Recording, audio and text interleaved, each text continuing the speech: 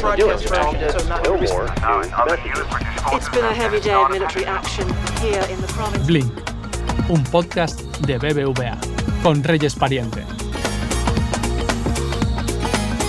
La remuneración neta de impuestos y cotizaciones, en realidad, a finales del 2025, se encontraba un punto por debajo de la de finales del 2019. La clave no es trabajar más, sino producir mucho más y mejor. ¿Por qué si España vive uno de los mejores momentos de empleo de las últimas décadas, muchas familias sienten que su economía no mejora? ¿Qué está frenando realmente el crecimiento de los salarios? En este episodio de Blink analizamos la paradoja del mercado laboral español. Más empleo, más crecimiento económico, pero un poder adquisitivo que sigue sin despegar. Rafael Domènech, responsable de análisis económico de BBVA Research, explica por qué la inflación, la presión fiscal y el estancamiento de la productividad están detrás de esta desconexión entre crecimiento y bienestar. Una conversación clave para entender qué necesita España para transformar el crecimiento económico en mejores salarios y mayor calidad de vida. Blink. Hola Rafa, ¿qué tal? Una vez más aquí con nosotros. Qué buena noticia, qué bien que nos acompañes. Bienvenido. Pues encantado, Reyes. Siempre es un placer venir aquí a este podcast. Hoy vamos a hablar de salarios. Si te parece, vamos primero a poner un poco de contexto, porque a nivel económico España parece vivir un momento muy positivo. Crecimiento económico, récord de empleo, caída del paro. Es así, ¿no? ¿Cómo está evolucionando el mercado laboral en España? Bueno, pues lo has crecido muy bien, Reyes. La economía a nivel general está creciendo a buen ritmo. En 2025 el Producto Interior Bruto creció un 2,8% y la estimación que tenemos para 2026 es que ese crecimiento estará alrededor del 2,4%, ¿no? Y España está viviendo en los últimos años un periodo de creación de empleo pues de los más intensos, ¿no?, que hemos tenido en las últimas décadas. Por ejemplo, se han superado los 21 millones de personas ocupadas, ¿no? Hay meses en los que la afiliación ya supera incluso los 22 millones, ¿no? Y la tasa de paro, que ha llegado a estar en niveles muy altos, pues se ha situado en torno al 10%, ¿no? Todavía queda mucho por hacer, ¿no?, para bajar esta tasa de paro a los niveles de otros países europeos que están en el entorno del 5%, pero el hecho de que hayamos creado tanto empleo, que hayamos reducido la tasa de desempleo, bueno, pues es una excelente noticia, ¿no? Y si seguimos a este ritmo, ¿no?, con estas previsiones de crecimiento económico que tenemos, pues entre este año y el año que viene, ¿no?, con todas las incertidumbres que hay, ¿no?, que por supuesto pueden hacer que esta previsión sea diferente, ¿no?, pues prevemos que se puedan crear en el conjunto de los 2 años pues aproximadamente 1 millón de empleos, ¿no?, lo cual pues en principio sería bastante positivo. Sin duda. Pero aquí aparece una paradoja muy interesante y es que, tal y como comentas, pues nunca ha habido tanta gente trabajando y aún así muchas familias sienten que económicamente no avanzan.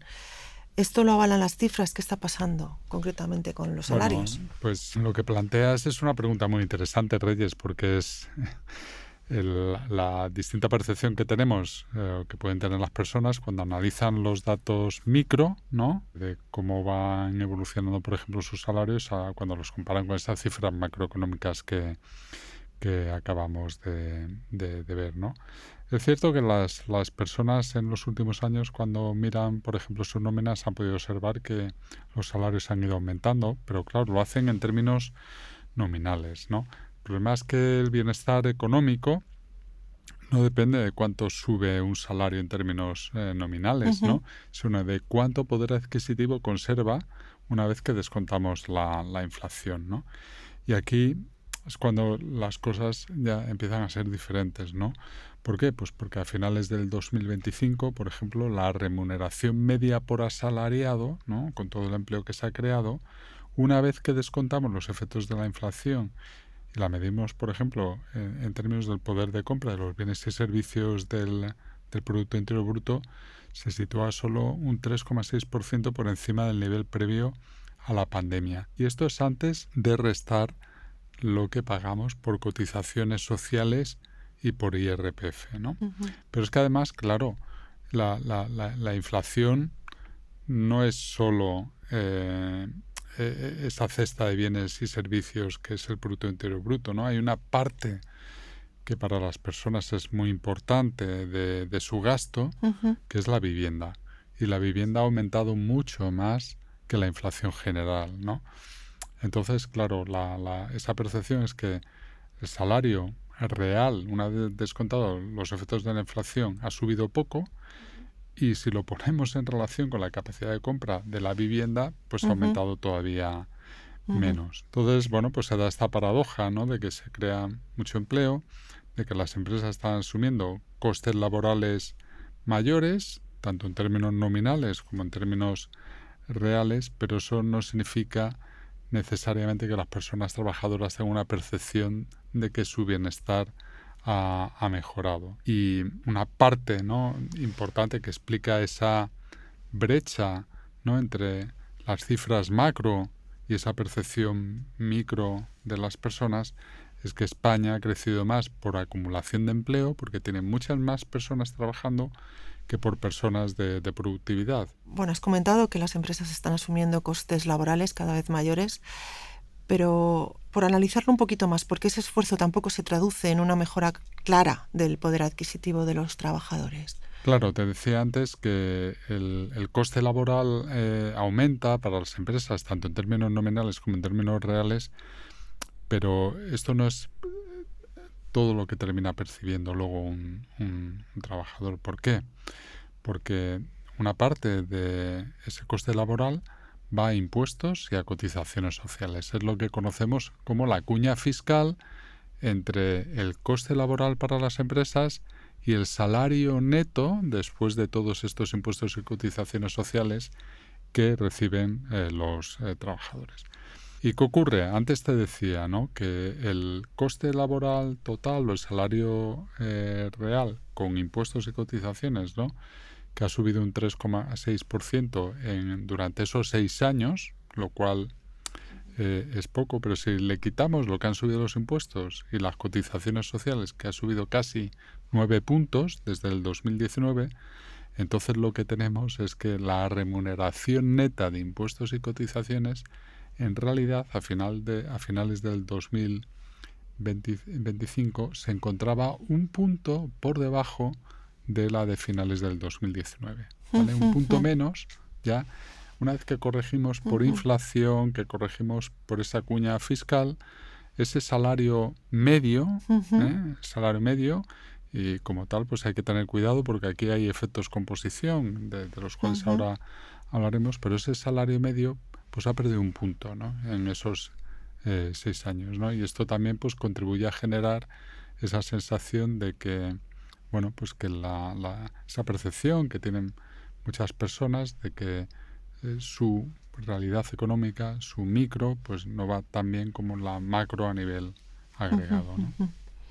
Mencionabas antes la productividad. Más allá de la inflación o los impuestos, ¿es este el problema estructural que explica que los salarios reales lleven tantos años sin despegar? Claro, efectivamente, este es el gran problema de fondo de nuestra economía, ¿no? La productividad, en términos muy simples, para que el público que nos escucha nos entienda, mide cuál es el valor económico que genera cada persona ocupada o cada hora trabajada, ¿no?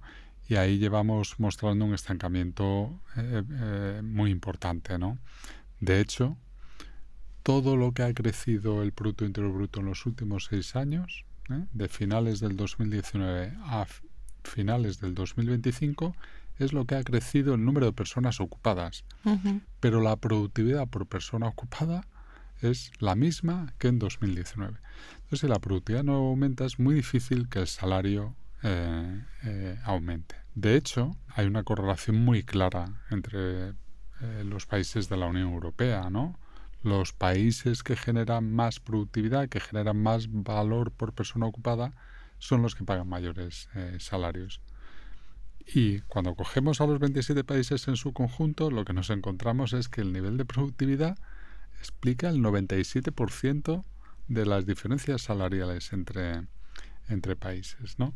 Entonces, el problema, por lo tanto, no es que nosotros tengamos unos salarios que estén desalineados con nuestra productividad, no.